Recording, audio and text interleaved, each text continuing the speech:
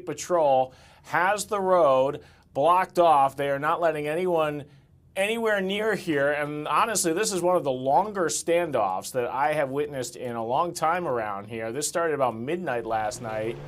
And, uh-oh. We got some action as that car is speeding off towards the house now.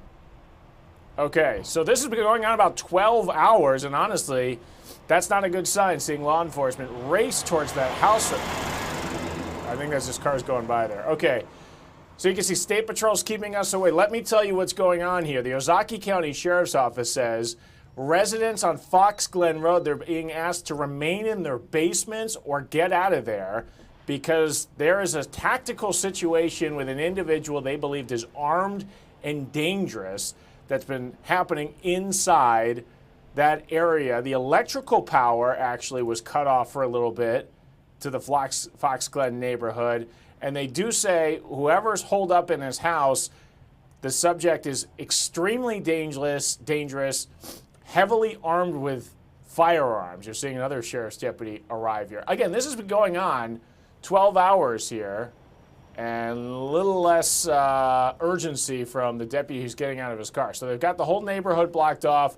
They've told neighborhoods you got two options. You can get in your basement or you can get out of there, as we're seeing this car. So Ashley Sears is on scene. We'll get to that in just a moment. We're also watching what's happening in the White House right now. Caroline Leavitt giving a press briefing.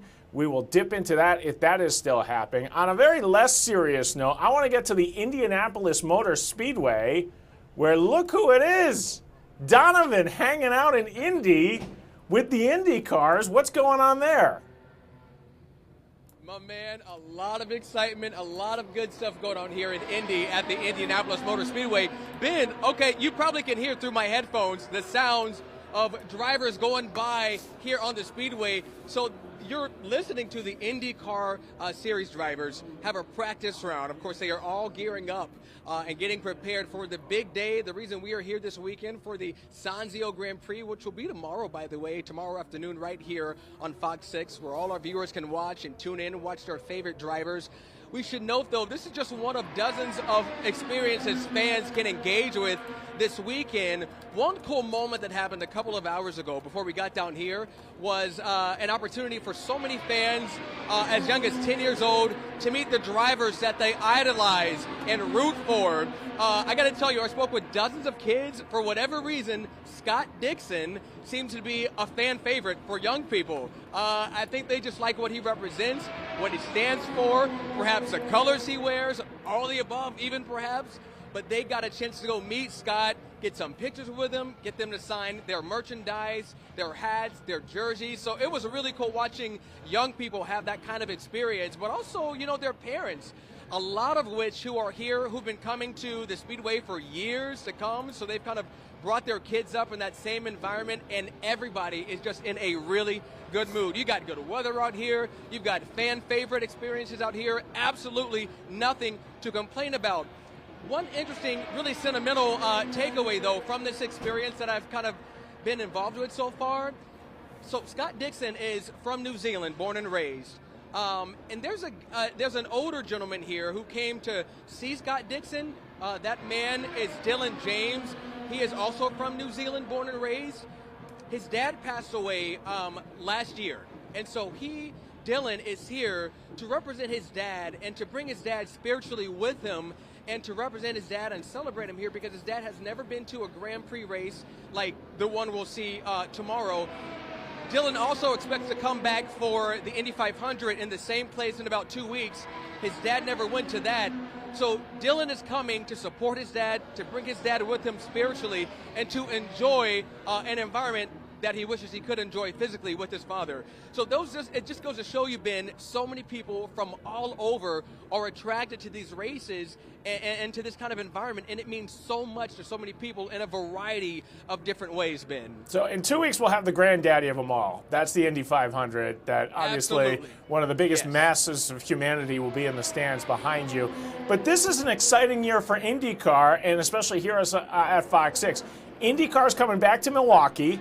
They'll be racing at the mile. Yeah. And IndyCars on Fox 6 will be airing a lot of these races, including the race that you're at. And if you have never been to an IndyCar race, these drivers, they make themselves so accessible, Donovan, as you're just talking about. Yeah. Yes.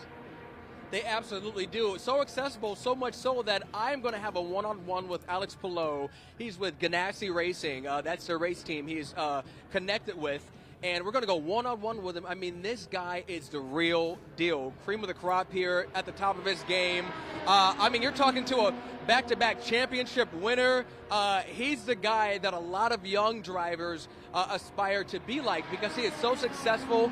I saw him interacting with so many fans, both young and old. He seems very humble, very likable, and so I'm interested to kind of unpack, who he is, the man beyond the pace car, the man beyond the races, the man beyond the IndyCar series. Kind of pull back the curtain with him to kind of get another aspect of Alex that maybe fans might not even know.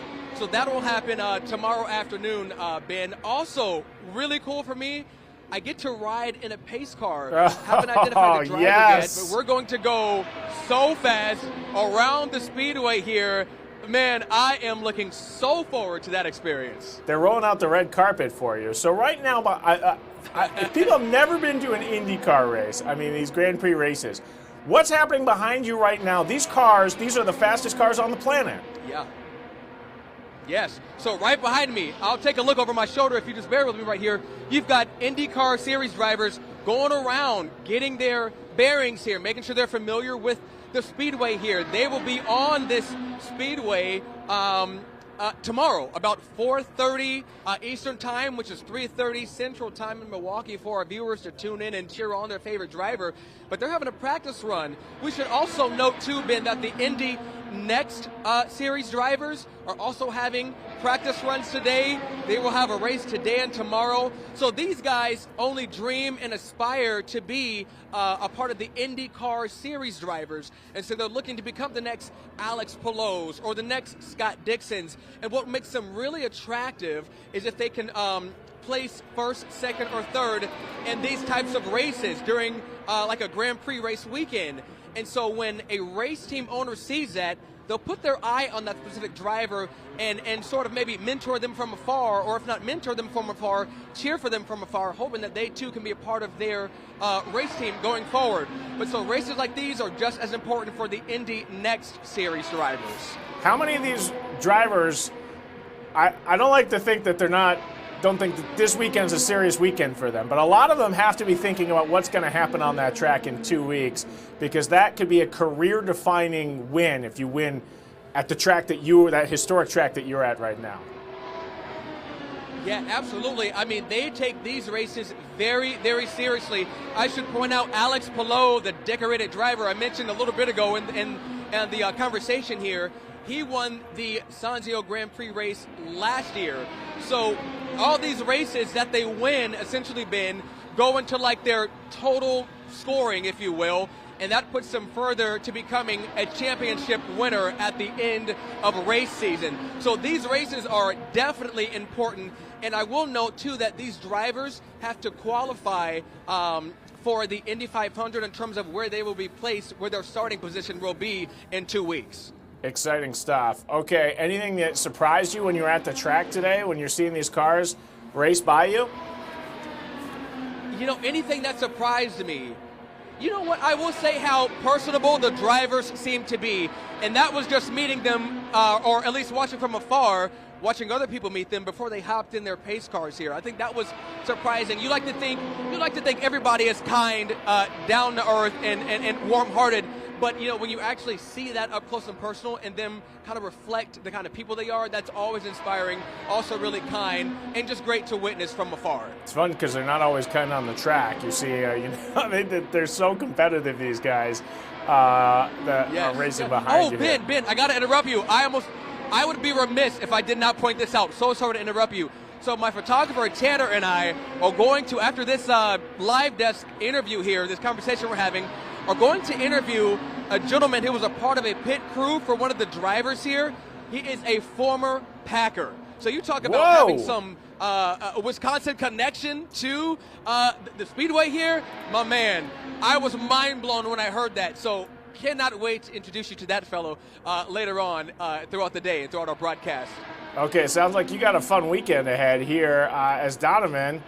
Here's the weekend. You can see Saturday on Fox 6, the IndyCar series down in Indianapolis, and we're going to wake up with Donovan Long, who will be joining us. But the Sancio Grand Prix is right on here on Fox 6 at 3:30. That's when our coverage begins. Big race down there in Indianapolis as IndyCar is back. And this is just so fun It is back, baby. that we've got this going on right now. Okay, Donovan, appreciate your time. Thanks for joining the Wisconsin Live Desk. Anytime. Good seeing you, and hello from Indianapolis, my man. I hope you're strapped in really tight because they call it the pace car, and everyone's like, oh, it doesn't go that fast. I've heard that can be a wild ride around the track. So have fun. Be safe. 100%. Donovan Yes, Long. sir, you got it. We'll see you back on the other side. Indianapolis Motor Speedway. Appreciate it, Donovan. All right. A lot of things going on the Wisconsin Live Desk. Okay, before we leave you real quick here, and let me just kill down the audio on the track there. Caroline Leavitt's still taking some questions from the White House. These are always testy and interesting, so let's listen in what's going on at the White House today. Office and Capitol Hill should follow his lead. As for the president, speaking of him, he will be signing executive orders later this afternoon. We are happy to provide more information on those executive orders if you wish. Thank you for the Mother's Day wishes, and happy Mother's Day to all of the moms in the room. And don't forget to call your mom this Sunday. We'll see you guys later. Have a good weekend.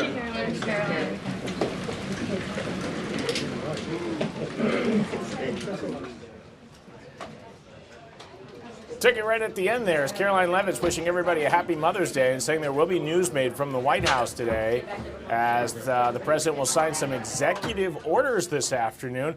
Maybe that will happen when we're right here on the Wisconsin Live Desk. So we've been to Indianapolis, Fredonia, and Washington, D.C. to start off our afternoon here on the Wisconsin Live Desk. Where will the rest of the afternoon take us? We shall find out. Stay with us. We're going to take a quick break. When we come back, we'll keep you updated on everything that's happening.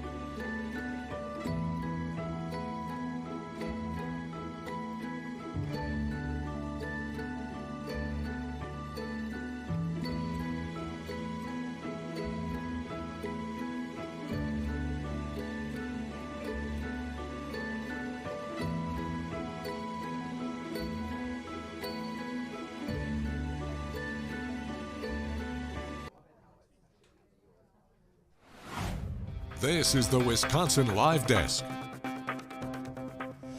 Ben Handelman here from the Wisconsin Live Desk. I want to get you straight out to Fredonia. New picture just popped up. This is our photojournalist, Justin Dubois, and you're looking live at a tactical situation that has been going on now for about a dozen hours. You are seeing State Patrol and deputies. They've blocked off the road here.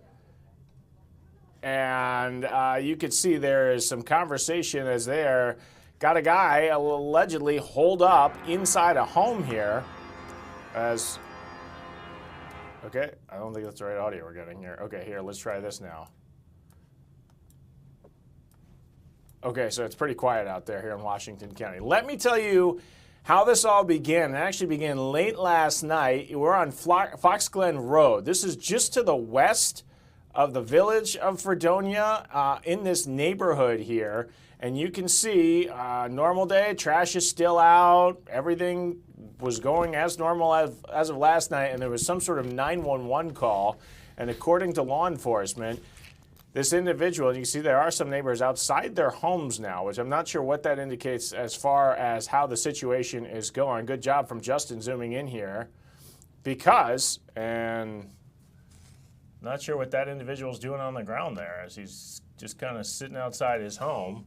I think these are just neighbors that we're looking at here. This is farther down the road where the situation has happened. According to law enforcement, the subject remains in his residence. However, he is considered extremely dangerous as he's heavily armed with firearms, and ongoing attempts are being made to de-escalate the situation. There was a time where neighbors on this block, they didn't have any power. We've been told that the power has since been restored out there here on Fox Glen Road. So Fox Glen Road, if you're going in the Fredonia on County Highway H, it's just a subdivision once you get really past the St. John Lutheran Church, if you know that, on the west side of Fredonia. And it's just north of County Highway H. So there's a little pond that's back there and not too far from the Milwaukee River. And I believe the park is called Wabadonia Park in Fredonia. I've actually never been to that park. There's the soccer fields. So, you know, it's that side of town. This is the neighborhood just to the north of there. And the SWAT team from Washington County is out there. We don't see this a whole lot, law enforcement activity in Fredonia. And so they've got different organizations out here to help. We've seen State Patrol is out there. The Sheriff's Office from Ozaukee County, they say all residents on the road, they were basically given two choices. They could stay in their basements or they could get out of there. So there you can see that's where Justin, good job from him showing us exactly where he is on Martin Drive and Fox Glen Road. So they're keeping us kind of down the road here as the situation's happening up the road.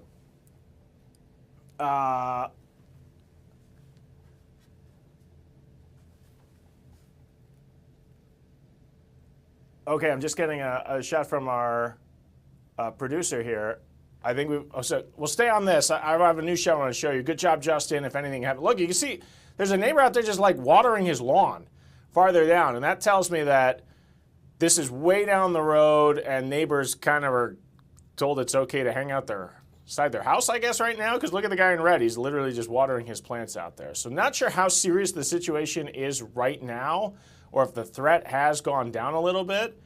But the law enforcement earlier today were telling people to get in their basements, and right now we could see, yeah, good job from Justin. You can see neighbors just hanging outside their house, although they're not moving around. But I'm not sure if that guy's hanging out or weeding. One of the two options there. So we'll keep on that. Justin, appreciate that shot here. I'm just going to switch out. We've got a new mass that's coming in from Notre Dame. Mass has just started.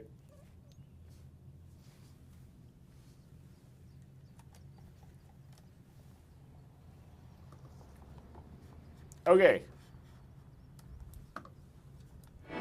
There's a new pope, and we've got mass that's just started. So let's listen in here, as obviously the first American pope was just named, and there are celebrations happening around the world. Let's listen into this.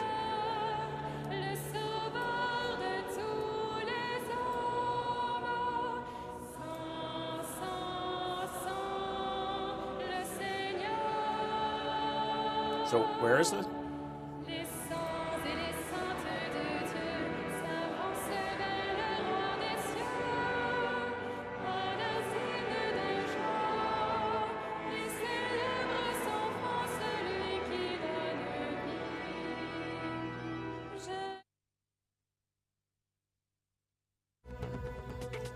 Okay, Ben Handelman here. We've been watching. That was coming from Paris. That, as obviously celebrations are happening around the world for the new Pope, Pope Leo from Chicago, Illinois, right down the road from Wisconsin.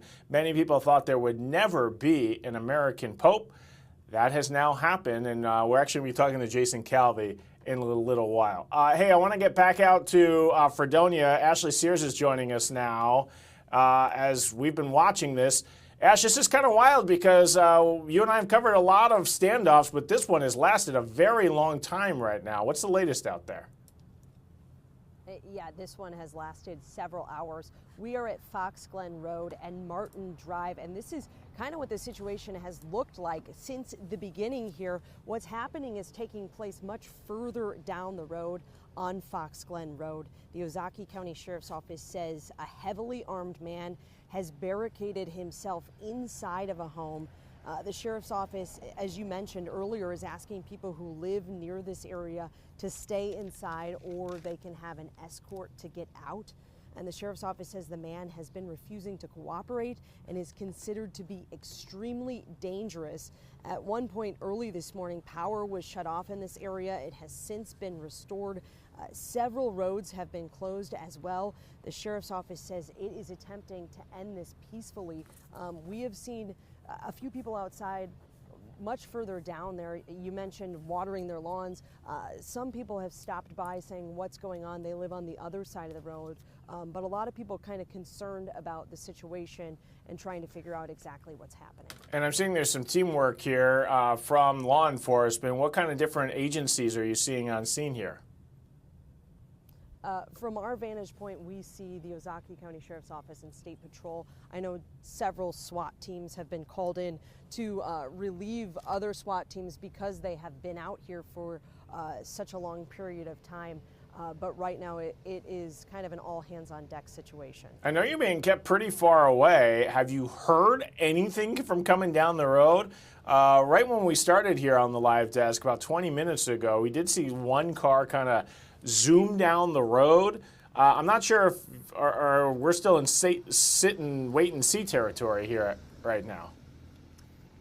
Yeah, from where we are located, we have not heard anything. I know we have some drone shots that showed the home kind of in question here, and it gives a better look at kind of what's happening. Yeah, and again, I mean, we're seeing neighbors kind of hang out outside their house this far back, but that's probably due to the distance we are away from the scene. Here's another sheriff's office. And we've seen this, Ash, kind of some deputies come and go throughout this whole ordeal. Yeah, I mean, it's been very active out here. We've seen several law enforcement agencies coming and going, blocking this road here so no one can get inside this way. Several streets in this area are shut down. But like I said, from where we're standing, this is all open. There's a road right here that's open. And some folks that live on this side of the street have been kind of looking to see what was going on. They say they didn't hear anything overnight early this morning, and they actually found out about it on our newscast, so they wanted to kind of check it out and see what was going on themselves. Yeah, and Fredonia is one of those interesting communities because I mean, a lot of rural areas around Fredonia, but this is obviously in the neighborhood. We know you're on the far western part of Fredonia, right? I mean, you go not too much further and you're out of town. Yeah, geographically, I don't know exactly if we're far west or in the middle of it, but I can tell you from the smell of things, it does smell like we are in a rural area. Yeah, in Fredonia there. Okay, so we'll keep on top of this. Justin Dubois, your photographer, doing a great job, as well as we're seeing kind of the sheriff's deputies come and go behind you in State Patrol, so we'll keep monitoring that as the road is blocked off now. There's been a change of guard. Yeah, change of guard here. We're not in London, we're in Fredonia. Out there in Ozaukee County as the SWAT team is, again, got this house surrounded. An extremely dangerous individual is what we have been told. Ash, appreciate it. We'll keep on top of that. Let's get back out to Paris now, where Mass has, once again, it's underway as celebrations are underway for the new Pope. Se fait aussi vite, de témoins de se fait aussi vite avec il vient de se faire d'assurance avec autant de confiance d'assurance dans l'avenir, autant de confiance et dans le don de Dieu. Dans l'avenir et dans le don de Dieu. Nous entrons dans cette liturgie de ce soir, parce que nous sommes toujours dans le temps de Pâques, parce que nous sommes toujours dans le temps de Pâques, 6 mois, parce que nous sommes toujours dans les 6 mois de la réouverture de Notre-Dame, cette aspersion avec de l'eau, cette aspersion qui nous rappelle notre baptême, de l'eau qui nous rappelle notre baptême. Je vais commencer par bénir cette eau, avant que nous en soyons bénir cette aspergée, avant que nous en soyons, cela nous fasse asperger, que cela nous fasse entrer. I'm here to test your French. L'Eucharistie. Notre-Dame Cathedral in Paris, France. Celebrations are underway for the new Pope, who is American. Pope Leo XIV, just named yesterday. Celebrations happening around the world. Hey, another shot. This just popped up. We are about to have a ribbon-cutting ceremony here in Milwaukee, and we're going to tell you about it when the Wisconsin Live Desk returns in a couple of minutes.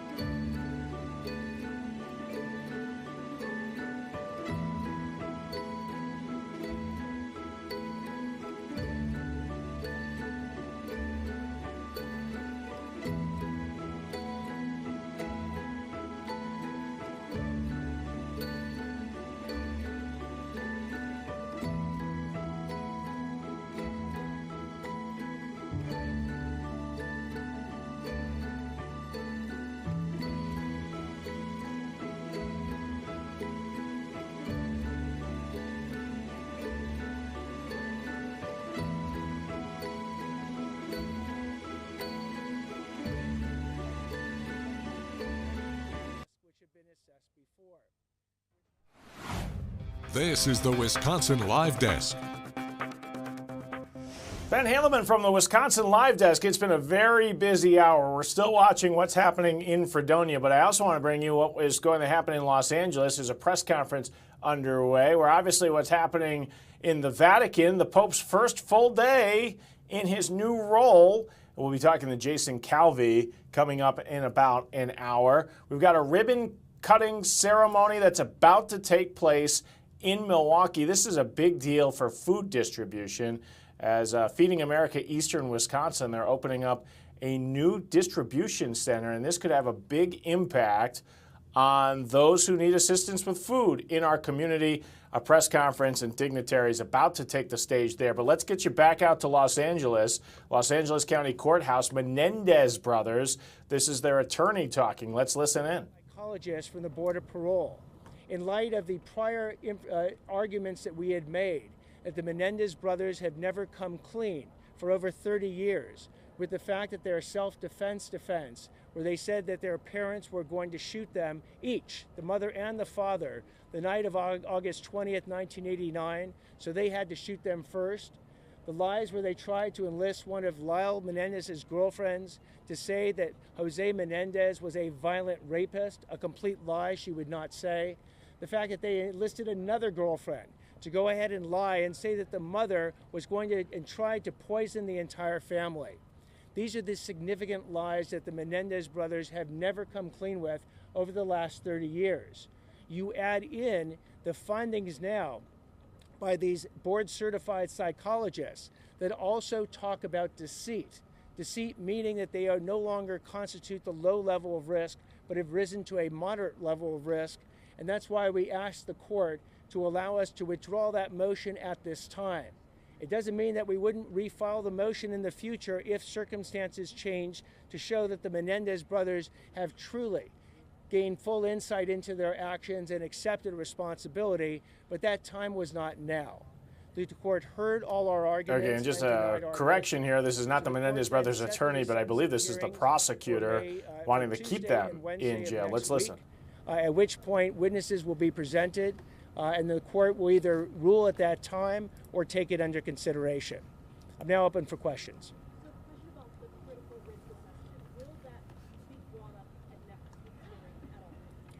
We anticipate that parts of that report will actually come into evidence and be considered by the court.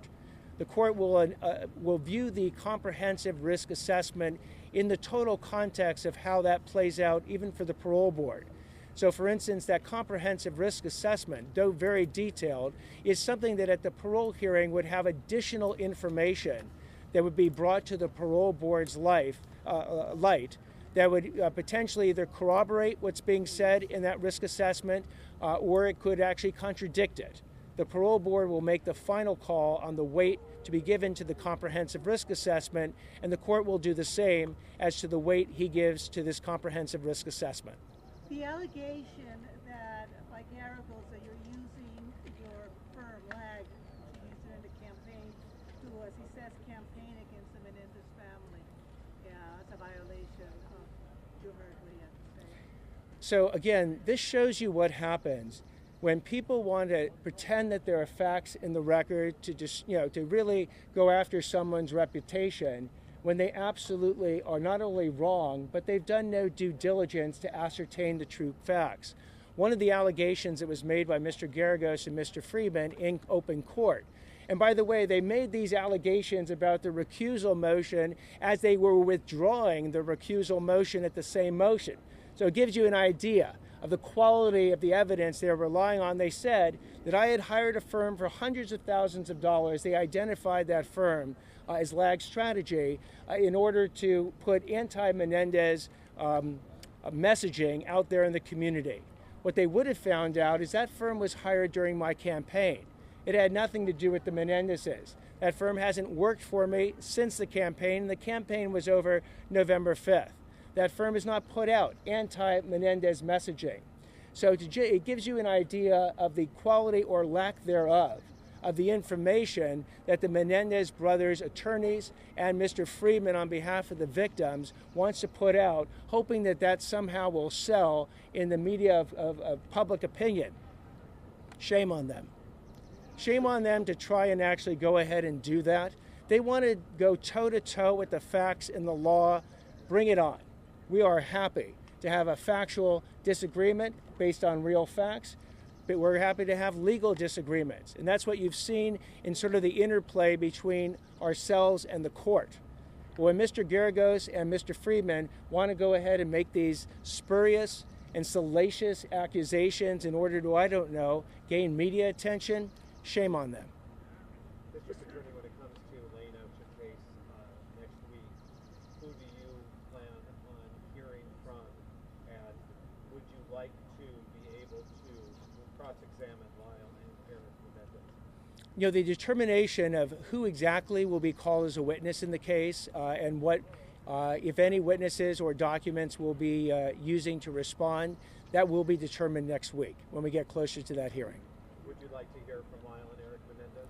Again, whether or not we hear from Lyle and Eric Menendez will most likely be a determination made by their lawyers in connection with consultation with any expert that the defense has.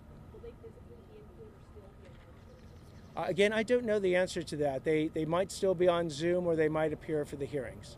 To clarify this. So that is Nathan Hochman on your screen. He's the Los Angeles County District Attorney, and he is fighting the efforts from the family of Eric and Lyle Menendez to get them out of prison. They were convicted of killing their parents in 1989, and right now their attorneys are trying to get this guy, the district attorney, removed from the resentencing case. They say he is biased, and you can see in these comments here today, he's fighting back on that. So he's meeting with the media. They've had these hearings as the judge is getting closer and closer to deciding what will happen with the Menendez brothers, whether or not they will be resentenced, would be available possibly for parole immediately, and they could possibly get out. You're seeing attorneys, I think, for the other side are now coming out of the courthouse as the media runs up to ask them some questions. So we'll keep watching this right now, but we got to bring you back to Milwaukee because we've got a ribbon-cutting ceremony. This could be a big deal for those who rely on food assistance in the community. Let's listen. Blessings that the people would not have room enough to receive. God, I ask now that you would crown us with your wisdom and your divine favor. God, allow us to be the light in this community, to let them know that we are not just taking, but we are giving. And we believe through the eye of faith that the worst is over and the best is yet to come. Hallelujah. This is your servant's prayer. In Jesus' name we pray. Thank God. Amen. Amen. Thank you, Bishop. You may be seated. We are so thankful. Is Pastor Stevenson here? If he is not, I would like to, first of all, recognize some of our local committee leaders who helped put this event together. Administrative Assistant Walter Fields. Are you here, sir? There he is. I want to thank God for Superintendent Walter Fields, who helped us with our resources. I'd like to also honor the host pastor of this event, Pastor Stephen Tipton. Pastor Stephen Tipton, pastor of El Bethel Church of God in Christ. Bishop Micaiah Young is unable to make it today, who helped us put together some of the resources and things that we have. We're looking at a plethora of things that we're offering. The directive of the men's conference is not just that we would have a place for men to be spiritually fed, but also naturally fed. And we have come to make impact in the city of Milwaukee. We know the challenges that we're dealing with, and people have the narrative that the church does not care. But the truth is, we care about people. And we're here today to service our community. We have today job resources. We have today resources for seniors.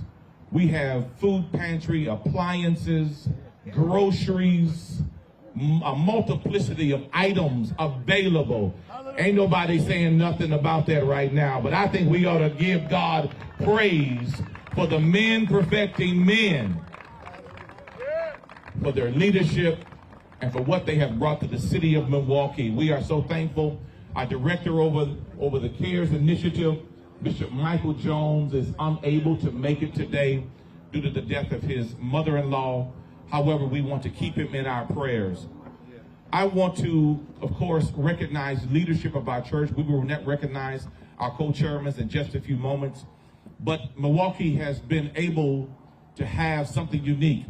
We have 2 general board members in the city of Milwaukee.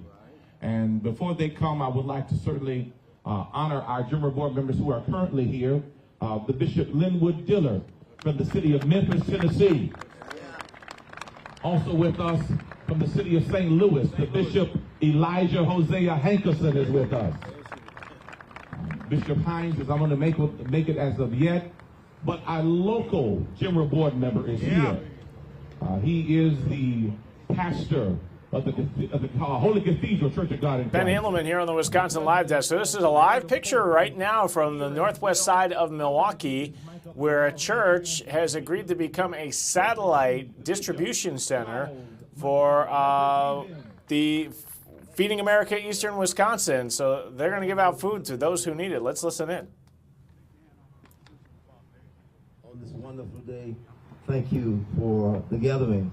And this is really about the city, the community in which we live. And we want to applaud the co-directors for this Perfecting Men Conference that started on Wednesday, the one and only Bishop Wooden. And we thank God for him. Come on, somebody. And we thank God for Bishop Hennings. 2 men who personify what a man ought to look like and ought to be like.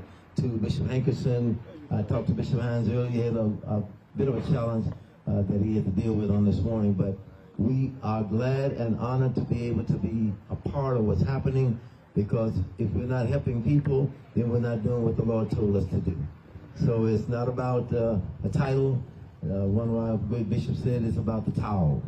So as we serve today and as we see the people come, we know that they will hopefully have a good impression that the church knows well how to get out from behind the four walls and minister to the needs of. We go where the people are. And when we go where they are, they're willing to come where we are. I want to appreciate Bishop Green, the coordinator for this conference, and I want to thank God for all of you who have made it what it is. So on this day, we celebrate the community and the God that has put us in the midst of this community to do good. I want to say that Applebee's had a saying, says that there's something good in the neighborhood.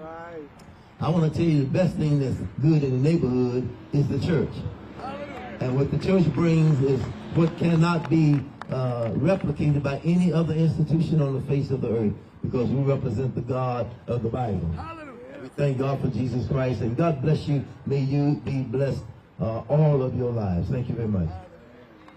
Thank you, Bishop McClellan.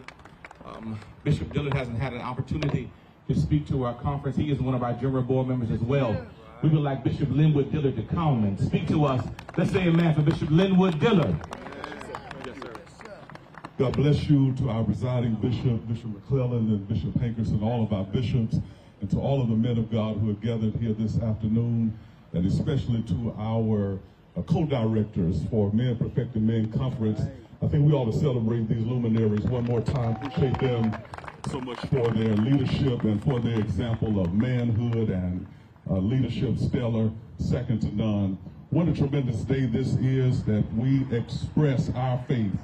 It's one thing to say we have faith, but to put faith in action in a practical way, that we become the hands and feet of Jesus Christ. And so today we are here to make impact, to reach out, and to show compassion for the least, the last, and the lost. And not only are these goods and these services being provided that will address the physical and mental and otherwise financial needs of individuals, ultimately it's all about Jesus. And then so may the community be reminded that the impact of the men's conference through these tremendous leaders and that of our presiding bishop is to ensure that the hands and feet of Jesus are seen and felt, carrying the gospel, the good news of Jesus Christ. And I believe this is indicative of something here in the city of Milwaukee, that God is up to something. And Milwaukee is right in the middle of it, and all of us, something good is getting ready to happen. God bless you, and thank you so much. Amen. Thank you, Bishop Dillard. We're moving. This will not be a long process. I know where line is gathering, waiting for us, but we've got to make sure we take care of some things. One of our aldermen are here today as well, representing our city. Alderman Taylor for the Brown Deer area. Yes, let's receive Alderman Taylor as she comes and gives us greetings. All right, greetings to everyone. Can you guys hear me okay? Okay, and now I can't see okay. So I am Alderwoman Taylor, Larissa Taylor, Alderwoman of the 9th District, which encompasses this area up to the Northridge area. And I call us the District of Opportunity because there's so much opportunity here to do great things. So good afternoon to you, and giving honor to God and to the great ministry here, Bishop Tipton and the El Bethel family. I'm sorry, okay. Yeah, I'm sorry, Pastor Tipton, I done promoted him. Thank you, sorry. But I do want to give honor to all the other bishops, pastors, ministers that are here today that represent their congregation. So thank you. And how blessed it is to be among the saints today. That is truly, truly a blessing. And so unless you are wrapped in the arms of God, and you really may not know how much of a blessing that is. But it is always my honor to be able to stand before you, especially God's people, and to say a word or two. And so welcome to District 9. I do want to share one thing one of the things that makes us very unique is I'm very proud of District 9 in that we have 24 churches in our district. Yeah. And we grew because we had 21 and then we grew with 3 additional churches in this last year. And you might say, okay, so why is that so important to her? Because church is the foundation of a great community. Right. That is where the foundation is. And so it's important to me that we have those churches, but not only that, but District 9 is so blessed to have churches like El Bethel that does so much in not just growing the people of God, but also growing the community and doing so many good things to help keep the health of our community going. And so I am so proud of El Bethel and what they do. I'm going to tell you, I do a lot. I run. I do a lot. But I can't even keep up with Pastor Tipton and Lady Tipton. I can't keep up with them. I call them, I said, my goodness, y'all outrunning me. You know, but that's a great thing. That's a great thing because that means that they are really out here taking care of the people in every way, not just in health overall. So I am so excited about being part of this event called Men Perfecting Men because as I told you, the church is the foundation of the community, right? But men are the foundation of the family. And so when we want strong families, we have to have strong men. And what better way to do that than to be able to support and build each other? And so I am so proud of what I see here today. And so thank you so much for everything that you're doing. And then it wouldn't be right to not leave you with a verse. And so Hebrews 13:16 says, do not neglect to do good and to share what you have, for such sacrifices are pleasing to God. And what I see around here today is that we are being pleasing to God. And so thank you so much for everything that you are doing. All right.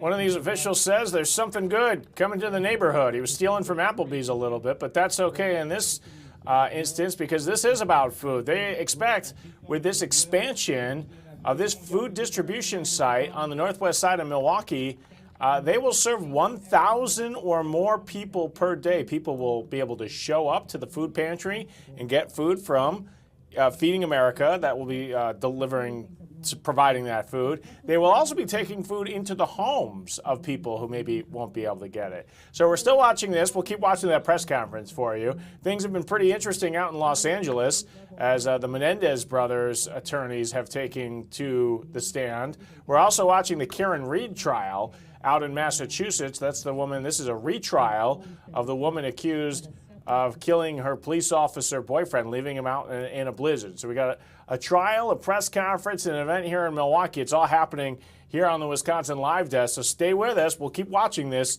right here on the most unpredictable show you will watch here at Fox 6.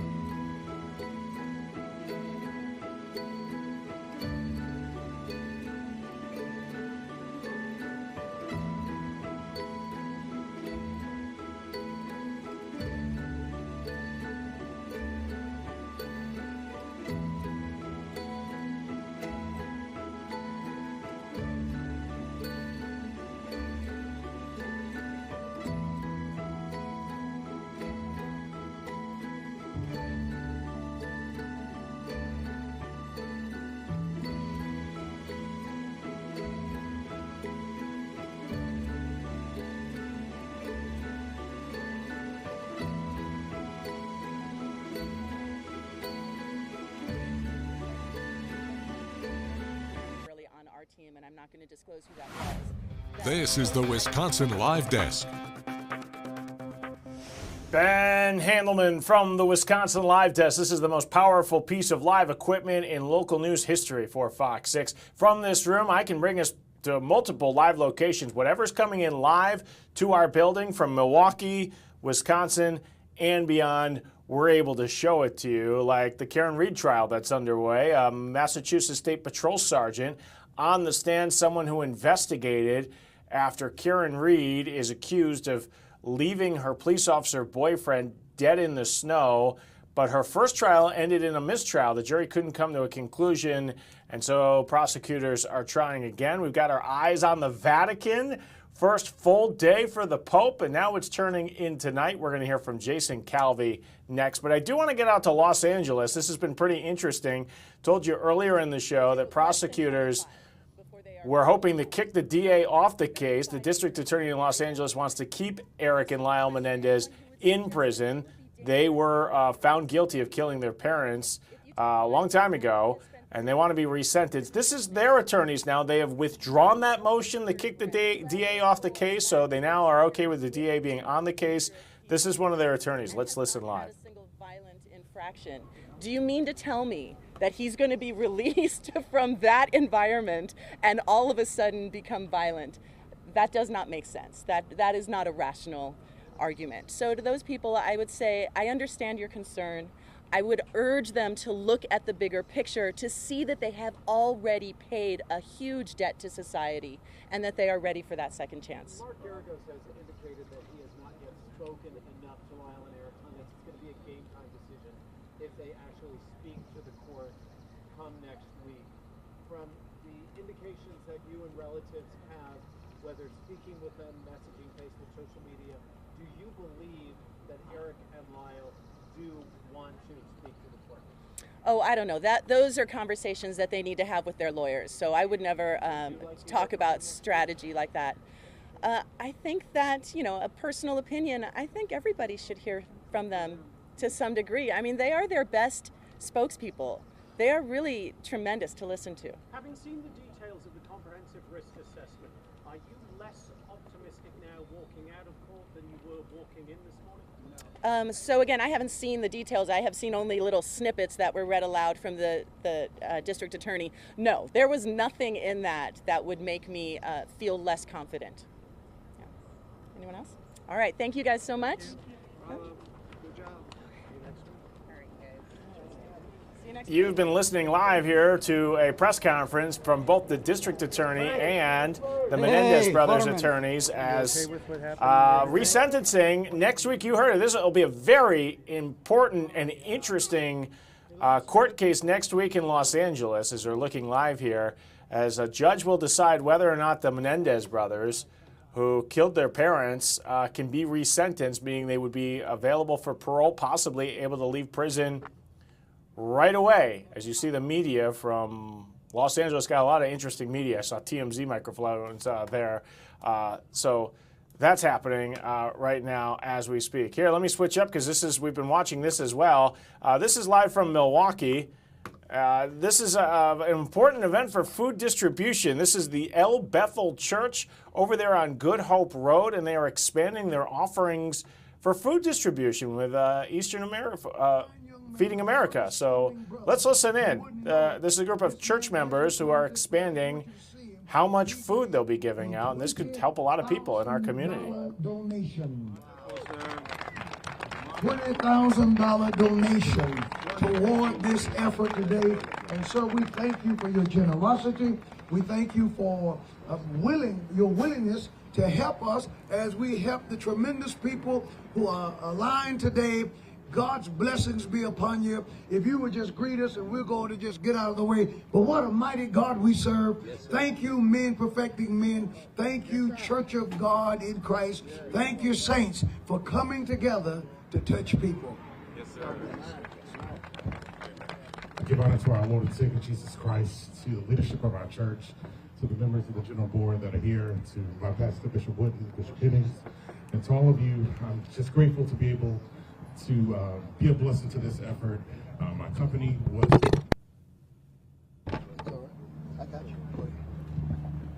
when we heard about the effort, my company wanted to definitely be a blessing to what was going on here. And so we thank God to be able to sow into this effort. God bless you all. Come on, y'all can do better than that.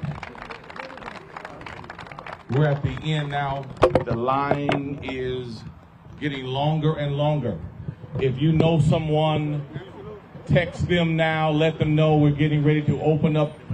The floodgates are about to be open to everyone. Certainly, we are thankful that the Church of God in Christ is blessed with great churches across the country. In this area, we're blessed with a pastor who has the ability to host an event of this caliber. We are so excited for Pastor Stephen Tipton and Dr. Marika Tipton. I will move now, and I would like for Pastor Tipton to come and give us the directions of how we would do the disbursement. Come on, let's celebrate Pastor Stephen Tipton today. God bless you. Can we just give God some praise, everybody? Although we got that in church, we still give God praise. We honor our leader, J.Q. Sheard, and definitely these great general board members. We thank God for these co-directors and for what God is doing in the midst of all in Milwaukee. We're so glad that they are here and with us. And we're glad that you are here from across the country. I want to appreciate my leader, my bishop, Bishop C.H. McClellan. I thank God for my alderwoman here, one of my good friends, Senator Drake. And we thank God for all that he is doing. God has blessed us and has given us the opportunity to be able to touch and make an impact in the community. And so it was a privilege to be able to partner with Men Perfecting Men and to allow ourselves to open up the parking lot and to open up the pantry to feed as many people that we can. So everyone that's here, I know the line is long and we normally have it around like this, but everyone's leaving here with more than what you came. And we have plenty. So we are looking forward to blessing you. The leaders will be passing out bags. And so I want to give some directions. We have these vendors here as well.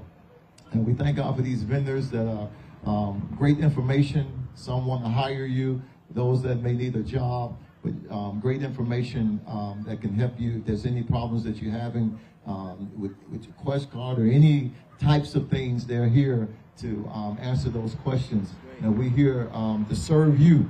And so this is an impact day. And so we thank God to be able to make an impact and to touch the lives of the people. So we want to give you directions.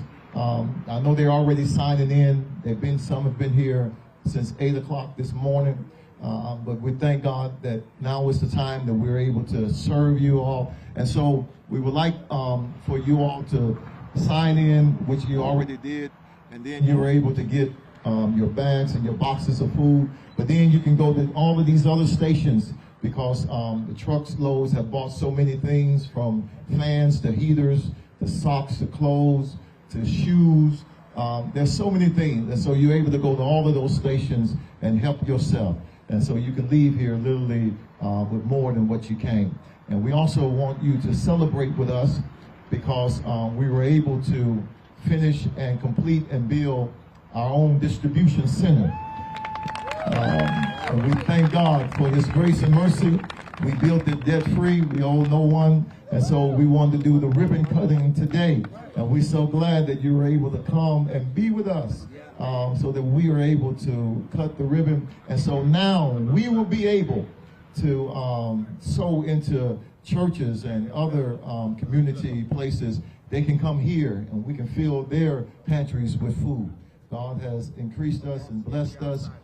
We started with a pickup truck with food in the back, giving it out in this big old parking lot.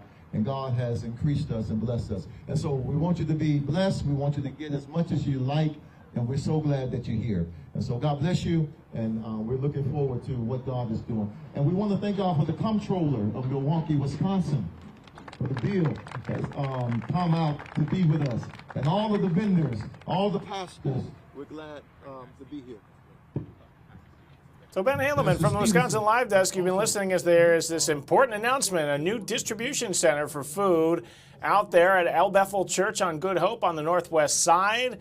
We heard from several church members, and we also heard from the alderwoman who serves that district. So that will be great for the members up there, El Bethel Church, as we continue to follow. Maybe we get the ribbon cutting in a couple minutes here. So been a busy day. We're going to follow Wall Street here. Dow's been down. It was in the green to start today, but went down a little bit. And then we've got the Vatican that we're still following as well. And the Karen Reed trial just got back underway. So 1 hour done here on the Wisconsin Live Desk. 1 hour to go. Stay with us. Who knows where the next hour will bring us? You're watching the most exciting television that we've got. Bring it to you live here on the Wisconsin Live Desk. See you in 2.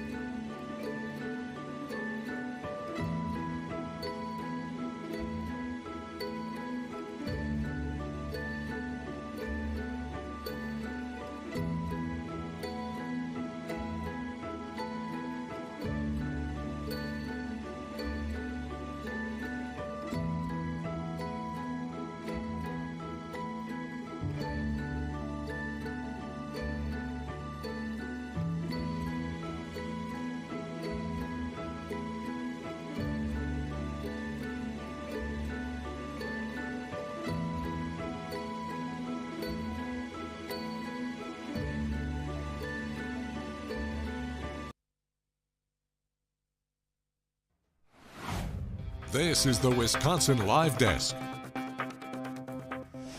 Ben Handelman from the Wisconsin Live Desk. What up, nerds? Hey, this has been an exciting hour just in the what we've been through in the last 60 minutes here on the Wisconsin Live Desk.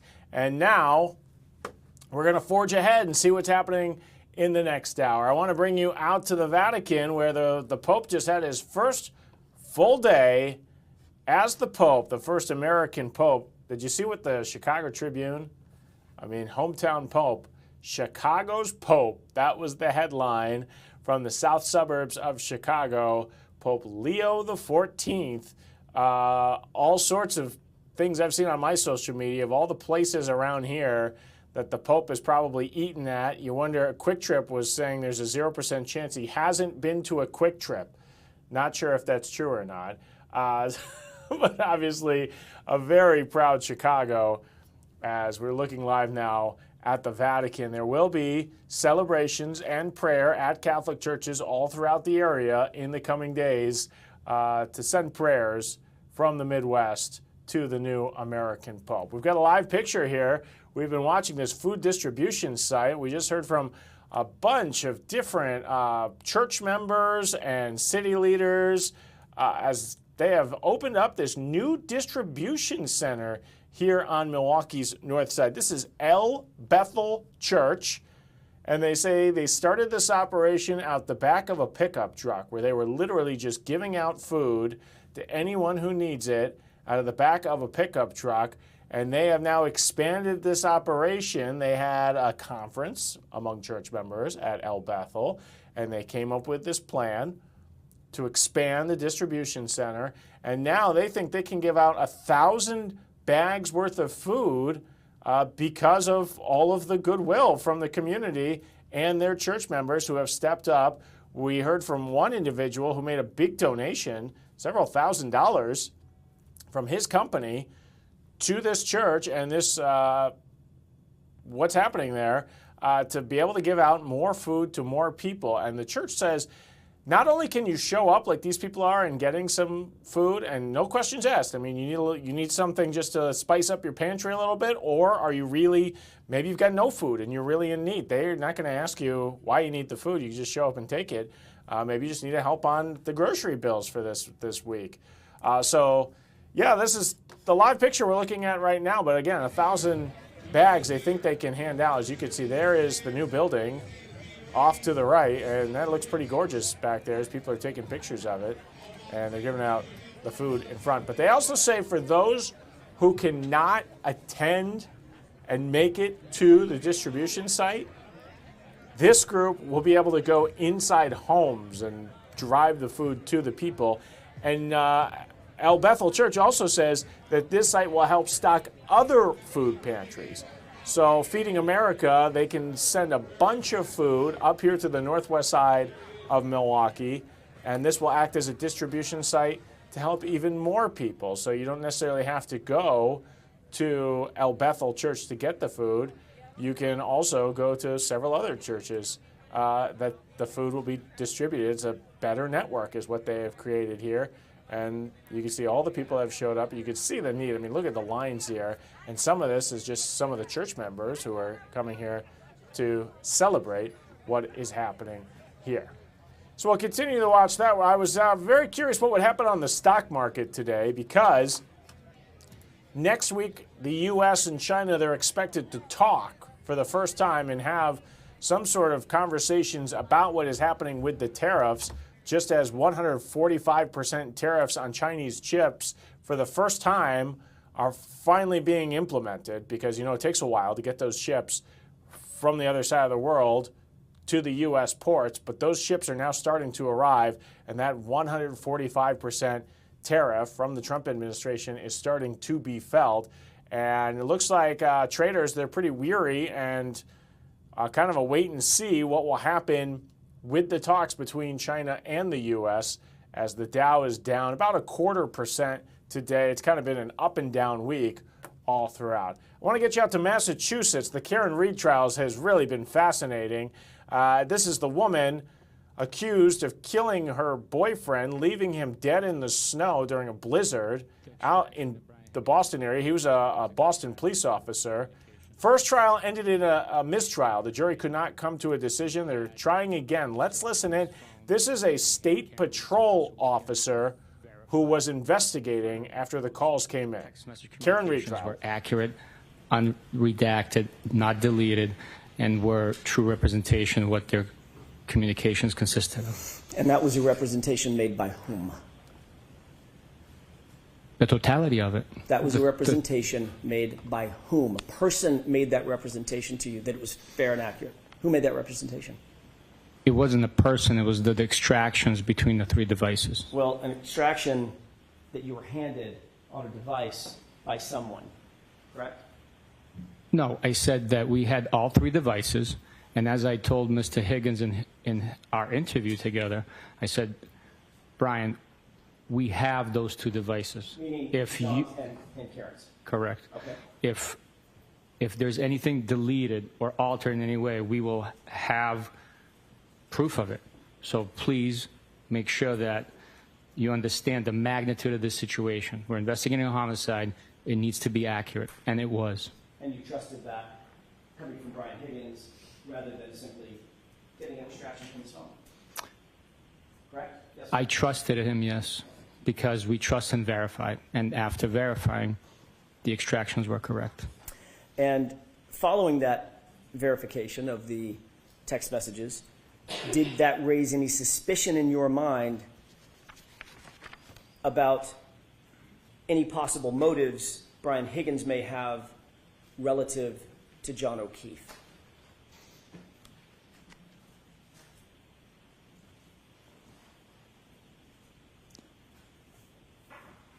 Suspicions of motives? Is that your question? Correct. No, the evidence spoke for itself. The honesty, cooperation of all the witnesses and corroborating, supporting facts spoke for themselves. So I was not suspicious of his motives. The conversation was documented over text message. Spoke for itself. Supporting documentation, including a text message at 2:20 a.m., just minutes before John O'Keefe arrived at 34 Fairview from Ryan's Pickens, right? 12:20 a.m. That's one of the factors, correct? That's one of the factors that is part of the entire investigation, yes. One of the other factors is John O'Keefe's body was found in the lawn at 34 Fairview, just feet from the front door, side door, and the garage door. Correct? That is when Mr. O'Keefe was found, on the left side of the lawn, yes. And one of the factors was you originally said that it appeared that it may be an incident involving a cocktail glass to the face. Initially, please. Based on verbal reports, initially, that was a possibility. Again, it was before we spoke to before a lot of other things happened, but initially, that's what I'm asking about. Yes, initially, it was a possibility. And when you saw John O'Keefe at the hospital, that big contusion above his right eye, correct? That is not correct. He had a big egg just above his right eye? That is not correct. You did not see that? His eyelids were swollen, not above his eye.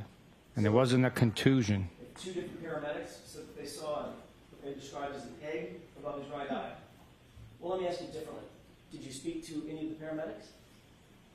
Yes. Did they describe an egg above his right eye? I'd have to see a report to actually be described as an egg above his right eye. Did you notice a laceration at his right eye?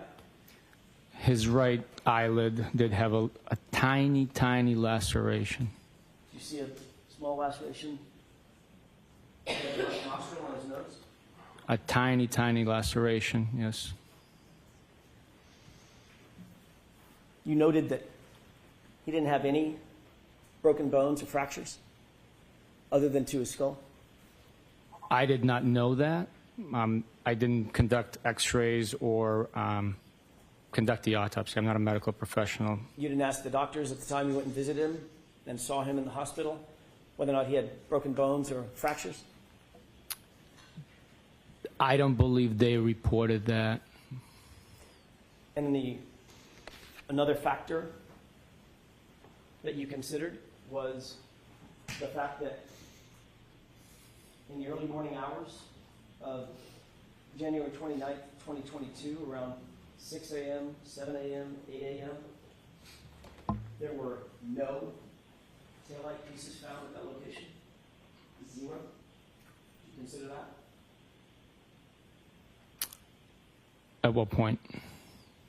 On January 29th, between, say, 6 a.m., 7 a.m., 8 a.m., 9 a.m. Consider that? Once we learned that there was damage to the defendant's right rear taillight, I could only consider at that point because I didn't know what I didn't know.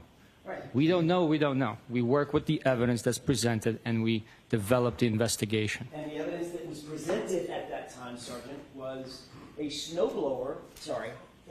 blower was used to search the area, the exact area that you've described for this jury as being the area around fire hydrant, flagpole, where John's body was, and no taillight material was found at all in the first searches. You're aware of that, yes or no? Yes. As a matter of fact, you're also aware that no taillight material was found until after that SUV was in Massachusetts State Police custody and sitting at the Sally Port in Canton. Correct? I believe the first tail light piece was found after it was in our custody. I don't know the exact time. I'd have to see it.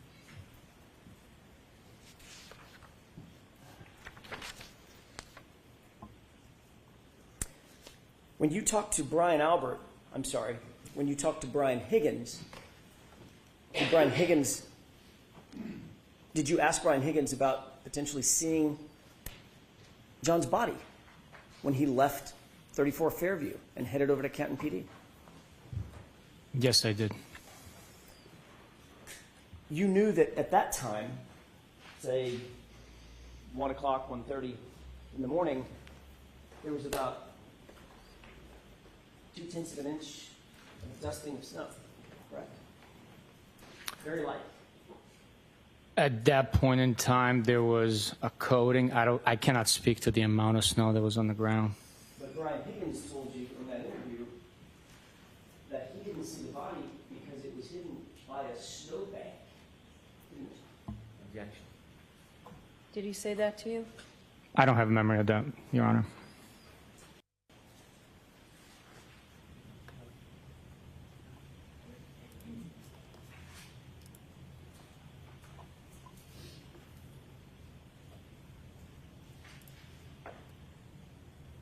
Ben Haleman from the Wisconsin Live Desk. So this is, sorry, I've got the wrong source up there. There we go. That's from the Karen Reed trial in Massachusetts that we've been watching. This is a Massachusetts State Patrol officer on the witness stand being grilled by the attorneys for Karen Reed. She's accused in the death of her Boston police officer boyfriend who was left, according to the prosecutors, for dead during a blizzard. She claims she was set up and that it was the officers inside that he was partying with who have framed her in this death. So there was a mistrial in the first time they tried to go through with this. It's happening again. So this is the second trial for Karen Reed that's underway, and it's gripped the nation. So we're continuing to watch this. We're continuing to watch our other streams as well, like what's happening with the Pope. We're going to talk with Jason Calvi coming up pretty soon here on the Wisconsin Live Desk about what has happened with the new Pope today in his first day, an American Pope, a day many thought would never happen. We still have our live feed coming from the distribution center out on the northwest side of Milwaukee. Look at all of the food they are able to give away because of donations. 1,000 bags that they're giving away, and they have opened this new distribution center. So you're watching it live here as we continue. Great scenes there from the northwest side of Milwaukee. Lots ahead, but where we go, no one knows. It's got to be live here on the Wisconsin Live Desk, and it gets wild, which is why we call the Wisconsin Live Desk.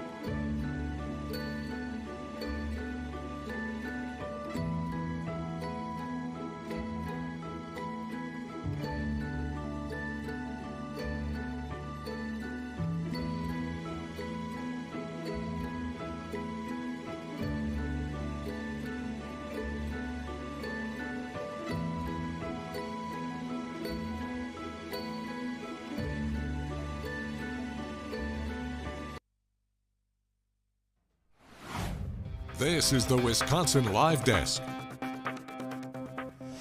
Ben Haleman from the Wisconsin Live Desk, 1:50 on Friday. Don't forget to thank your mom this weekend. Happy Mother's Day, everybody. We're following lots of different live feeds that are coming into this room as we speak. And every day from 12:30 until 2:30, we will bring you anything that is happening live as it happens. You will get to see the news as it's made. At this hour, we continue to follow what is happening at the Vatican as we have a new pope.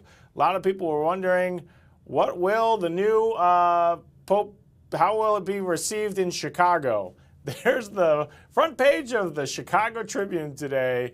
Chicago's Pope, Pope Leo XIV, a man who born and raised on the south side of Chicago from one of the south suburbs. His brother gave some terrific interviews yesterday, and it also seemed like he gave interviews with anyone who knocked on his door, which was pretty impressive. And he said that one of their neighbors, when his brother was just in the first grade, said, you know what, I think you're going to be the first American pope. That's what their neighbor told this man just when he was a little kid. His brother said he always knew his brother was going to be a priest and is still in shock. We're following what's happening out there on the north side of Milwaukee because we got a ribbon cutting ceremony that's about to happen, and we're going to bring this to you live as they're opening a new food distribution center as they're getting ready to cut the ribbon. This is a bunch of churches have come together. El Bethel Church is hosting this distribution site, and they are able now to take food from Feeding America, Eastern Wisconsin, put it inside that building, and distribute it all on the north side. So let's take this and watch it live. Once again, a new food distribution center to help really give food to people who need it, to help hunger in the city of Milwaukee. And so many good people have come together to make this happen. There have been financial donations. There have been food donations. They have built this new building right next to the church on Good Hope Road. And these are all of the people that made it happen as they've gathered here for an exciting day. And they've had a bunch of city officials and city leaders out as well, all helping out with this big event. Once again, 1,000 different bags of food will be available today. They'll be able to send food out to the community, to members who maybe are homebound and can't get out of their house. So this is expected to have a big impact. Larissa Taylor was talking earlier. She's the alderwoman from District 9. Said there are 24 churches in her district here on the north side, which goes all the way up to Northridge Mall. And she calls it the District of Opportunity. A lot of that has to do with what's happening at Northridge and what will happen with that. Here, let's listen to these comments. Let's see if we can hear him. Organizations that need food or want to supply their pantry, we're going to be able to be a blessing. We'll be able to give food. It's like other organizations. God has blessed us. We built this building. We're debt-free. God has blessed us with it, and we're ready to serve our community. And so today will be the ribbon cutting. I'm so honored to have the general board, members of the general board of the Church of God in Christ, and the co-directors of the Men Perfecting Men Conference, and of course my beautiful wife. And so we thank God for what He is doing, and I just want to share this joy with my director of my pantry, Ella Allen, which is standing behind me, and we're going to cut the ribbon, and this will be the beginning of great things. All right. Ella Allen.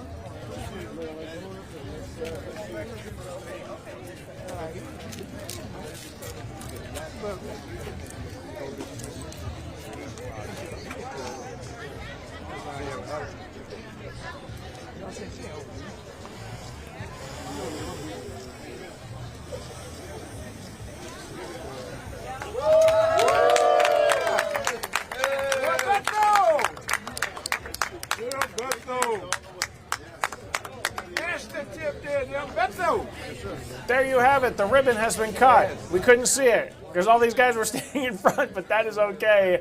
I knew there was a ribbon there, and I saw the scissors, so I am pretty confident that that ribbon was cut perfectly out there at El Bethel Church, expanding the food pantry that can help so many people on the northwest side of the city.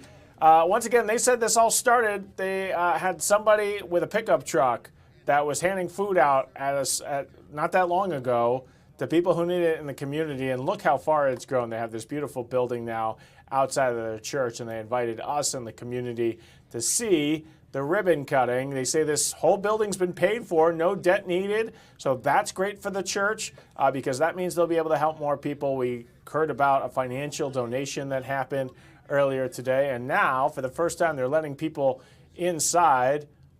Delaney, our producer, is with us here, and sometimes I'll bring her in to ask questions. And Delaney, who's the photojournalist that we're watching this from right now? We're watching Matt List. Okay, right that's now. what I thought. I thought this was Matt List. And I'm wondering, Matt, if you will be one of the first people to walk inside. I wonder if we'll get a tour live here on the live desk as people are walking inside. Oh, there he goes. See, I ask and Matt delivers on the live desk. Let's take this full now. Again, this is the new distribution center, and I'm kind of curious what the inside of a food distribution center looks like. So right here, live on the Wisconsin Live Desk, we're going to go inside. Matt's going to throw his elbows out and his big camera to just kidding, we don't need to mow anyone over. That woman right in front of Matt was like, whoa, wait a second, I'm first here. So we'll get in line and we'll wait. But again, so Feeding America Eastern Wisconsin, they are a great organization that is a huge warehouse of food. But the problem can be, how do you get that food to the people who need it? Well, this church on the northwest side, El Bethel, which is right there on Good Hope, has stepped up and they said, we will take the food. And look how crowded it is. The question is not how much food can we get in there, how many people can we get inside. So look at this brand new, shiny new building. Good job, Matt, getting by as we're live here on the Wisconsin Live Desk. And look at all the room they have now. And the church says that they will be able to use this space to not only serve those who need it from their church community, but also others in the community. If there are other smaller food banks, they'll be able to come here, load up. Look at all the peanut butter that is there, which is so crucial for families to get kids the nutrition they need oftentimes. And so this will be a place that can serve a lot of people and do a lot of good. And you are seeing the inside of it for the first time before you can see it anywhere else, right here on the live desk. Good work from the church there on the northwest side, and very good work from our photojournalist Matt List, who always finds a way to get inside, make things happen. And what are those giant tubs of? I'm trying to see there. What kind of food is that there? Oh, Kraft. That's Kraft. I think that's noodles, possibly. Is that? Okay. Anyhow, Matt, we won't have you open that up and climb in and see what's in there, but lots of food inside. Good stuff from the north side of Milwaukee, something we're also following today. What is happening here at the Vatican? Day turns tonight in Rome and in Vatican City, and Pope Leo XIV is probably getting his bearings as what this new job entails. In just a few minutes here, we're going to hear from Jason Calvi about the big news. The first American Pope, Chicago's Pope is what the Tribune is calling it. We'll get to Jason Calvi. He's going to join us live about how Milwaukee Catholics are reacting, Catholics all across the Midwest and beyond. Stay with us here on the Wisconsin Live Desk.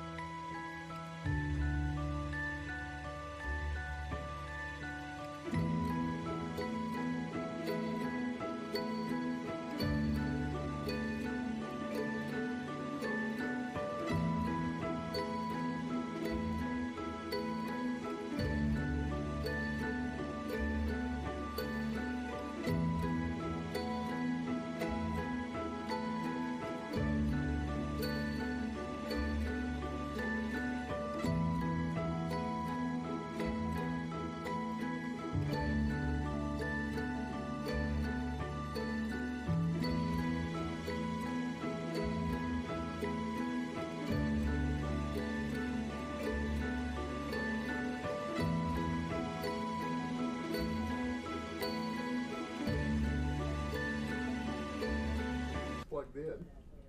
There you go. This is the Wisconsin Live Desk. Ben Handelman from the Wisconsin Live Desk. It is 2 o'clock on the dot right now as we are on a Friday, and it is a big day in Rome. The Pope, first full day as the Pope, Pope Leo XIV, a man who was born and raised in Chicago. And I want to bring in one of my colleagues. Jason Calvi has been following this story from the get-go, really, and another interesting day where we're learning new information about this new Pope. Jason, what have we learned about him? Well, there's been a big debate in Chicago, Cubs or Sox, and that's and even the Wrigley Field had a sign up and talked about the Chicago Pope. But talking to the brother, guess what, Ben? Do you know?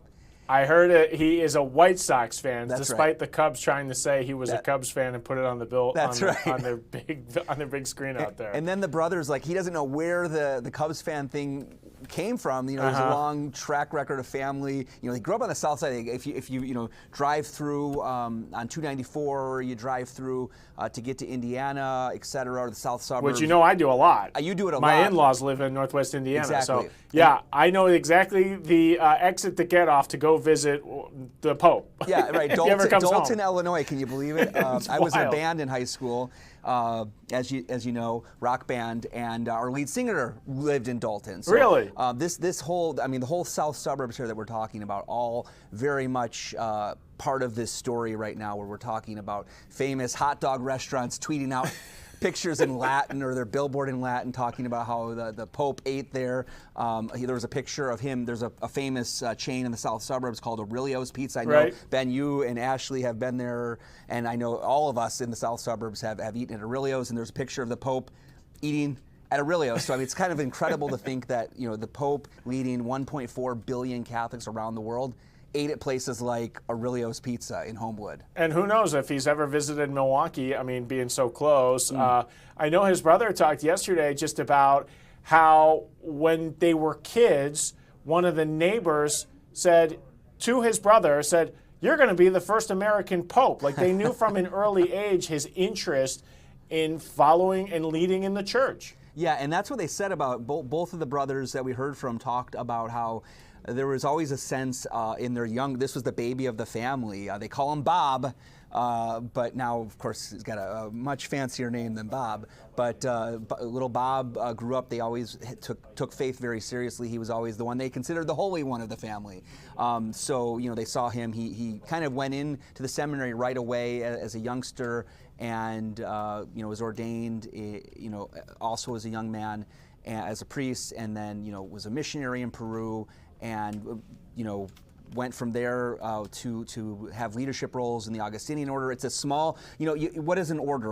I was asking my wife this last night, and maybe you're the person to ask here, Jason, because it's been brought up a lot, the first Augustinian Pope and this religious order within the Catholic Church. And I don't know what that means. Okay, so it's a great way to look at it is these orders were all kind of founded by saints, and they're different ways of living the Catholic faith. So, they're all Catholic, right? But, different spiritualities. So think about the Franciscans. They're dedicated to serving the poor. You have that was founded by St. Francis. And then you have the Dominicans. They were founded by St. Dominic, and they're really known for sort of the intellectual life. One of their most famous Dominicans was St. Thomas Aquinas, who wrote, master works on theology. So you've got the Benedictines, which are monks. They're really dedicated to prayer. So you've got all these different, charisms and spiritualities that are at play. And focus, really. Yeah, it's really a focus, right? Because at Marquette, they're all about be the difference, and that has to do with their order. Yeah, and so everybody, here listening here in Milwaukee, Marquette's run by the Jesuits. St. Ignatius, the big focus on the intellectual life for the Jesuits, and so that's why they run a lot of colleges. So they run Marquette, St. Louis University, Chicago, Loyola, right? So you've got them all over the Midwest and other around the world where the Jesuits are running these colleges. So Augustinians are one of these religious orders that date back to the medieval times, and they follow the rule of St. Augustine, which is why they're called the Augustinians. And they have a focus on parishes as well as schools. So they have several schools in the Chicago suburbs: Providence High School, in New Lenox, which is about 45 minutes south of downtown Chicago. And they have another school called St. Rita, which is on the south side of the city.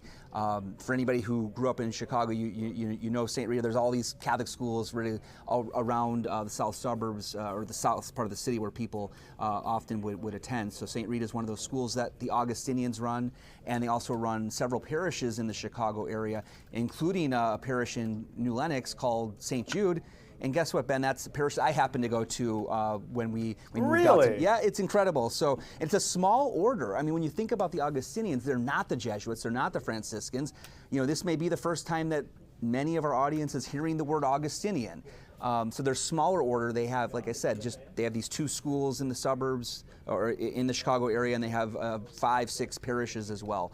Not like the Jesuits who, you know, have this big monster campus here. Now, of course, the Augustinians do have Villanova, so you know, definitely part of the March Madness. We always, you know, following Villanova on the March Madness, but they run that school as well. So they are focused on academics and on parish ministry as well. I'm a little worried for Shaka Smart and the guys at Marquette, because when they play Villanova, now His Holiness will be rooting against you, and I'm not sure if that's a good thing if the Pope is rooting against your team, and that's going to happen to Marquette at least a couple times a year. That's the thing, like, you know, when the Pope gets his first interview, the big question is going to be, you know, because he's now he's not just Father Bob anymore. He's not just Cardinal. He's now representing the whole universal church, 1.4 billion. So really, at the end of the day, when we finally get the interviews with the new Pope Leo, we're going to have to ask about this, and he's probably going to have to say, you know, yes, I did in the past root for the White Sox, but now I'm going to root for everybody because I'm the Pope for everybody. Well, and people are hoping this is the guy who can bring everybody together in the Catholic Church. And the one thing that I've listened to the interviews, and people are calling him Father Bob, they have picked someone that I believe the Cardinals believe is approachable. I mean, this was the guy who was eating Aurelio's pizza and had his Chicago White Sox jersey. There's at least one photo of him swirling around with that on. But this is a guy who was like a regular Joe Schmo who has now ascended to be the Pope. It's really incredible. I mean, just talking to Catholics, and they're really just amazed by, you know, what happened yesterday. I mean, you know, you had the whole list of people that were maybe considered quote unquote front runners. We talked about that before the conclave, or as the conclave voting was taking place, and you know, it had often been said, Ben, that they were never going to pick an American pope. There's just, you know, too much power. It's the world's superpower to have, you know, the United States president, and the country is superpower. They said that rationale would lead to Cardinals never picking an American, but they picked an American from Chicago, from the South Side, who again served in Peru, served in the Vatican as well, has had a long tenure in ministry. Now leading the church, and you know that name, Leo, very interesting pick. Leo XIII died just after the 1900s, and had a long tenure as Pope, and wrote what they call the social teaching of the church, which deals with, you know, workers' rights. And it's grown to, you know, talking about war and the environment, just all these things of what they call it, the church's social teaching, really looks back to Leo XIII, and popes after that have used Leo XIII's writings when they go and talk about that particular issue about social teaching. Right. So it's very interesting. Leo XIII is beloved by Catholics from more of a traditional bent, as well as Catholics from maybe what you'd call more progressive bent, socially, right? We're talking about these issues, and so that's an interesting sort of, you know, talking with his brother as well in New Lenox. His brother had mentioned that, you know, that mission that this new pope's going to have is really to help bring unity back to the church. He said, you know, a lot of people have left the church, so, you know, one of the things that this new pope's going to have to do, one of the challenges, is trying to heal divisions, because there are divisions in the church, and maybe Leo XIII, the former pope, is an example of somebody that can really build bridges. He mentioned that in his first words as pope from St. Peter's Square there. He mentioned wanting to build bridges, and so that name of Leo XIII could really signify that role of a pope that both, you know, left and right can really look up to. And we didn't get to hear his Chicago accent. He spoke in near perfect Italian, and then he spoke in Spanish. And you said, I mean, many thought an American would never be Pope, but this certainly took a special kind of person of the church to become in this position, because he spent so many years in South America as a missionary, a place really, Jason, where the church, the Catholic Church, is exploding. Yeah, and I was looking at the numbers, and you know, I know we talk about parishes closing in the Midwest. You know, we had the Diocese of Madison recently merged parishes together. It happened in the Archdiocese of Chicago as well, where parishes were closed. And so, you know, yeah, we're seeing a decrease in the United States maybe, but we're also seeing growth. So when I looked at the actual numbers, the numbers of Catholics around the world has actually grown in recent decades, and particularly, you know, looking at places like Africa, you mentioned Latin America. So there is some growth here, and but then a Pope who served in maybe a growing area, but then also is from an area that's seen sort of declines over the last couple decades. So that he brings that knowledge and that experience to this role, leading the church. And really it's wider than that, because the Pope is seen as a world leader when calling for peace, and really just as a symbol of different things for the entire world, looking to that Pope sometimes as a moral authority. Interesting they picked a Chicago guy as well. There are a few cities as Catholic as Chicago. 1 in 3 people in Chicago are Catholic. And now people are wondering, well, will this Pope make a visit to Chicago? Yeah, that's what everybody's asking. Funny enough, the brother that we talked about, we're going to hear from him in our stories tonight. He's actually going to, they're planning to go today to Rome. They're going to surprise their brother. So if he's watching the Wisconsin Live Desk, I'm not sure if the Pope is streaming us right now. We're available around the world. We are. So I don't want to ruin a surprise for the Pope. That's right. But the brother's planning to go. They're planning to fly out to surprise their brother, who's now got a new name, no longer Father Bob, now Pope Leo XIV. How do you surprise the Pope? I mean, I don't even have who do you call and be like, yeah, my brother's the Pope, I'd like to go see him. I'm not sure how that works. You knock on the door of St. Peter's Basilica, and you're saying, hey, I'm the Pope's brother, and they're like, yeah, sure, yeah, everybody's the brother's Pope. Although there's no mistaking that this guy is the Pope's brother. Oh yeah, he definitely. He looks like a twin of him. I know. It's really impressive.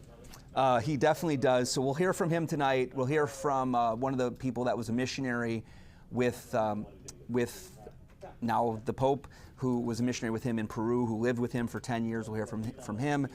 So just really interesting to get some insights into this man that, you know, we haven't really studied. We don't have a lot of knowledge of him. Right. But these people that know him intimately, that, you know, were family, or members of his religious order, are going to be talking with us tonight. So we'll look forward to bringing that to you tonight. And we're setting the record straight, too, because there was some reporting he might have been a Cubs fan, and now he's not. There was some reporting, though, that he may have spent some time in Wisconsin, and that turned out to not be true. Yeah, and, you know, we got that from a reliable source. You know, that was out there. Mendel High School had a bio of Pope Leo XIV, and it mentioned that he had taught at a novitiate. I'll explain what that is. It's a fancy word, but he taught at a novitiate in Oconomowoc, and so we're like, whoa, he lived in Wisconsin. So I've been talking to Augustinians. I'm like, can we track this down? And they're saying no, they don't. He didn't teach or work at that novitiate, or nor did he go there. Yeah. So what is a novitiate? It's a training ground for these young men or young men that are going into the priesthood, religious life. They're joining. So when they first join the Augustinians, they're going to go to a novitiate where they learn sort of the spirituality, the traditions, the centuries worth, many centuries of tradition of being an Augustinian. They're going to learn how, you know, different ways to pray. They're going to really spend time thinking and praying and really reflecting on their lives and asking, you know, are they really being called to join this order? Because it is a big commitment, right? So they get that 1 year of prayer and discernment and reflection and thinking, and then you know, it's a long process to become a priest. But that's the beginning point, that novitiate that they would have had. The Augustinians did have one in Oconomowoc. It's now a school that helps children with autism. It's a beautiful piece of property out in Oconomowoc.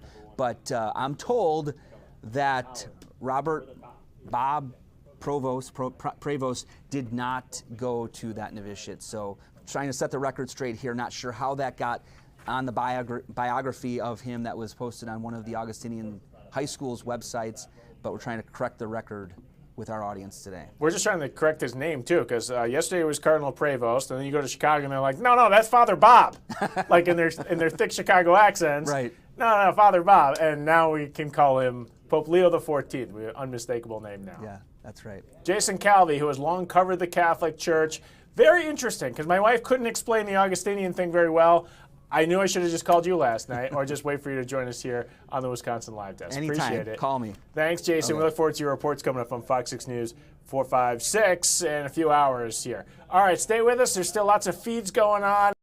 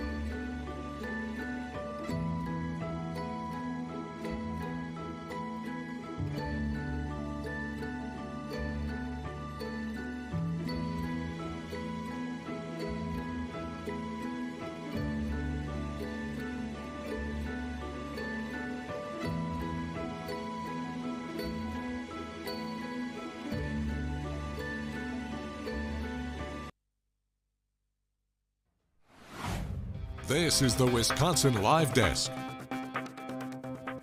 Ben Haleman from the Wisconsin Live Desk. It's been an interesting couple of hour and a half here on the Wisconsin Live Desk. We've been bouncing around all these different live feeds that have been coming in. Beautiful shot from the Vatican right now. Jason Calvi with some terrific insight in the Pope Leo XIV as he spends his first full day in that job in that beautiful spot in the world. Hey, live pictures just popped up. This is coming out of Illinois, where there have been some big political moves in Illinois. Senator Dick Durbin, one of the most senior members in Washington, D.C., has decided to step down, and that is going to create a power vacuum down to our south in Illinois. And the question is not who's going to run for this position, but how many people.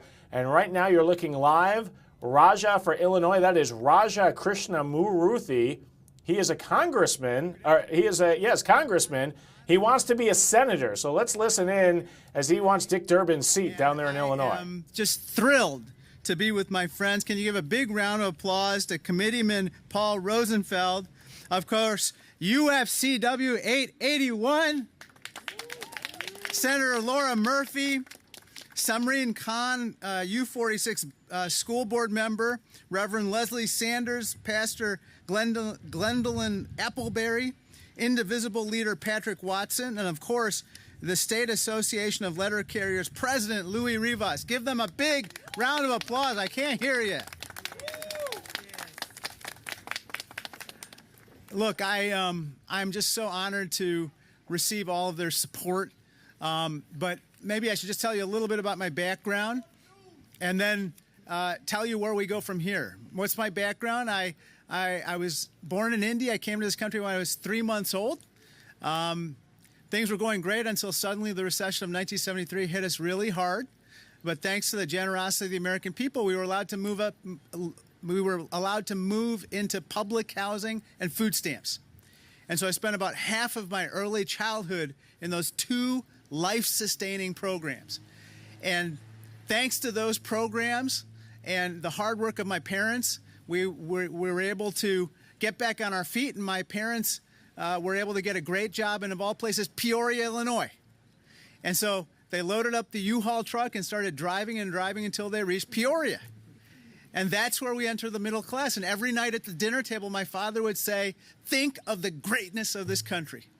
Think of the greatness of this country, and whatever the two of you do, my brother and me, who happens to be here today, just make sure this country is there for the next families who need it.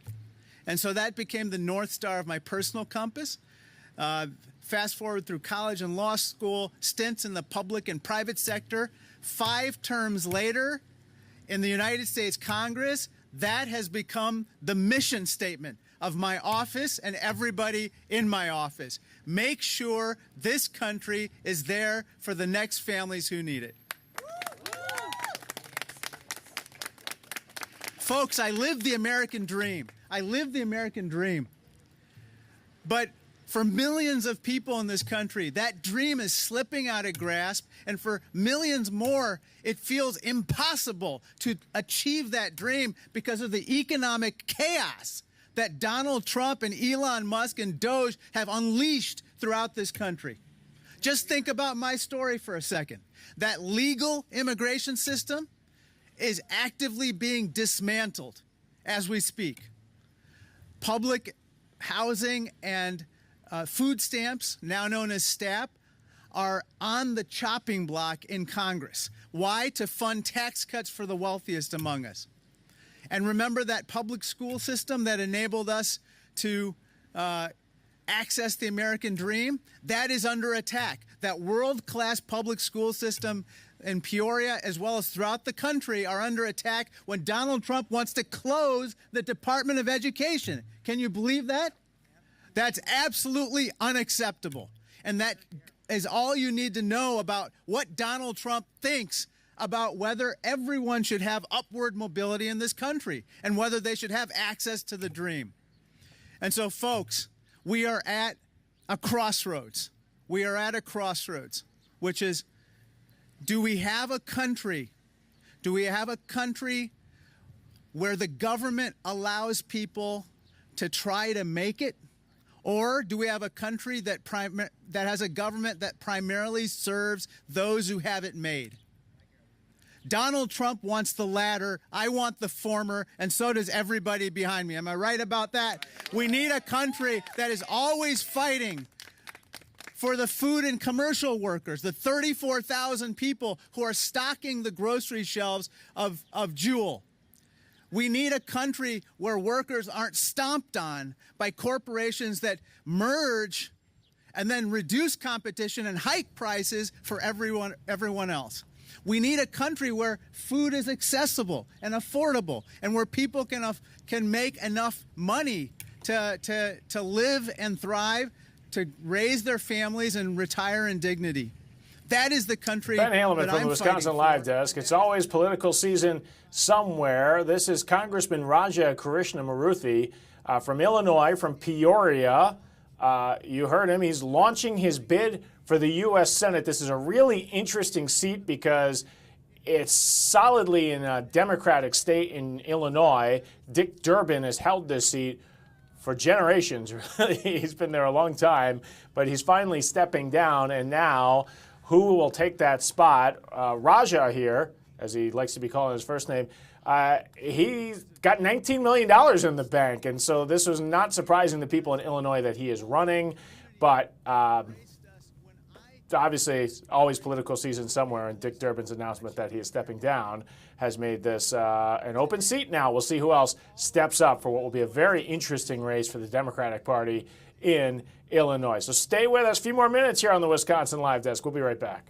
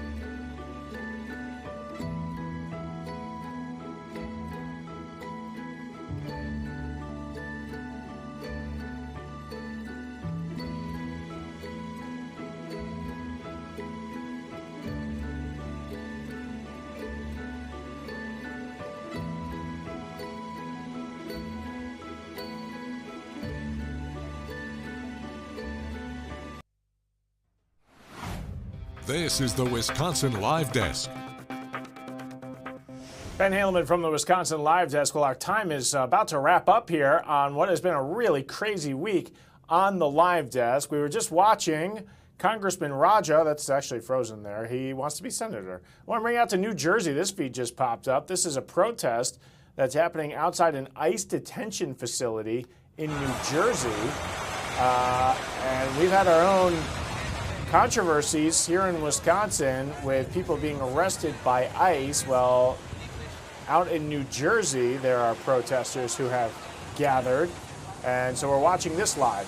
Hey, on the Wisconsin Live Desk, the joy is you can actually click on all of the different stories that we talk about or that are happening live on your screen. Make sure you're checking out the rest of the app. If you're watching us on YouTube, thanks for doing that, but make sure you go in your app store right now and download the Fox Local app, because we will be the first to bring you news as it breaks. Right here, you can see this is an ICE detention center in New Jersey that we're watching. Other things that are happening at this hour that we still have our eyes on. Live picture from Massachusetts. This is the Karen Reed trial. This state trooper has been on the stand for quite some time. He's getting grilled. He was one of the investigators after this woman's accused of killing her Boston police officer boyfriend, leaving him, hitting him with a car and leaving him in the snow to die. All right, that's all the time we got for you today on the Wisconsin Live Desk. We'll see you on Fox 6 News at 4, 5, 6, and tonight. A little girl trapped inside her own body. Every time she had a birthday, it was a countdown. For more than 20 years. Her body worked as long and as hard as it could until the very end. Her priceless gift to science is irreplaceable. And the hospital's irreversible mistake. They tossed out her brain. Now, how can you do that with a brain? This week on Open Record, it was literally like losing Ashton all over again. A neurological roadmap to the power of gene therapy. The loss is tremendous. Forever lost. You can't put a price on it. No, there's no price for that.